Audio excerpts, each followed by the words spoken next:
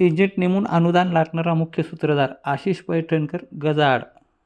6 दिवसाची पोलीस कोठडी. दाढी वाढून धार्मिक स्थळी घेत होता आसरा. तपासी अधिकारी आर्थिक गुन्हे शाखा मिथुन घुगे यांची माहिती. अंबड जिल्हा व सत्र न्यायालय सुनावली 6 दिवसाची पोलीस कोठडी. जालन्यातील अतिवृष्टी अनुदान घोटाळ्यातील मुख्य सूत्रधाराला पोलिसांनी अटक केली आहे. जालन्याच्या आर्थिक गुन्हे शाखेच्या पथकाने ही मोठी कारवाई केली आहे. आशिष प्रमोद कुमार पैठणकर वय 45 असे अटक करण्यात आलेल्या आरोपीचे नाव आहे. आरोपी हा जालना जिल्ह्यातील घनसुंगी तहसील कार्यालयात सहाय्यक महसूल अधिकारी पदावर कार्यरत आहे.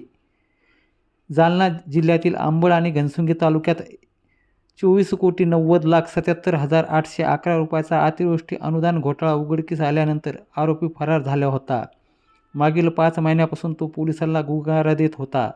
आरोपी वेळोवेळी आपले मोबाईल फोन व राहण्याची ठिकाणे बदलत होता, जेणेकरून पोलिसांना त्याचे लोकेशन मिळू नये. तसेच अटकपूर्व जामीन मिळवण्यासाठी तो आटोकाट प्रयत्न करत होता. पोलिसांपासून लपवण्यासाठी तो वेगवेगळ्या धार्मिक स्थळावर वास्तव्य करत असल्याची माहिती आहे.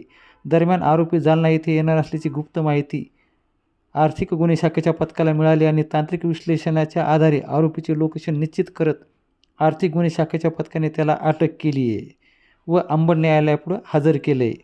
या अतिवृष्टी अनुदान घोटाळा प्रकरणी आतापर्यंत जालन्याच्या आर्थिक गुन्हे शाखेने एकूण 32 आरोपींना अटक केली असून पुढील तपास सुरू आहे.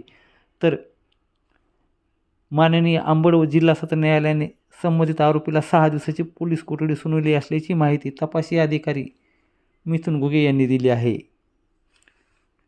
यामध्ये जवळपास 5.5 महिन्यापासून पैठणकर नेमका कुठे पसार झाला होता, आतापर्यंत त्यानं कुठं वास्तव्य केलं, त्याला रसद कोणी पुरवली, या प्रकरणाची पाठीराखा कोण याची पोलीस कसून चौकशी करत आहेत. शिवाय जालन्यासह उपविभाग तालुकास्तरीय तहसील कार्यालय सकाळच्या वेळेत दैनंदिन ड्युटीवर जाणाऱ्याची संख्या मोठी असते. अंबड चौकडीवर आल्याने तो नेमका कोणाला भेटणार होता, त्याच्या मदतीसाठी कोण येणार होते, तो कोणाच्या प्रत्यक्षाकडे थांबला होता, याचा उलगडा पोलीस तपासातून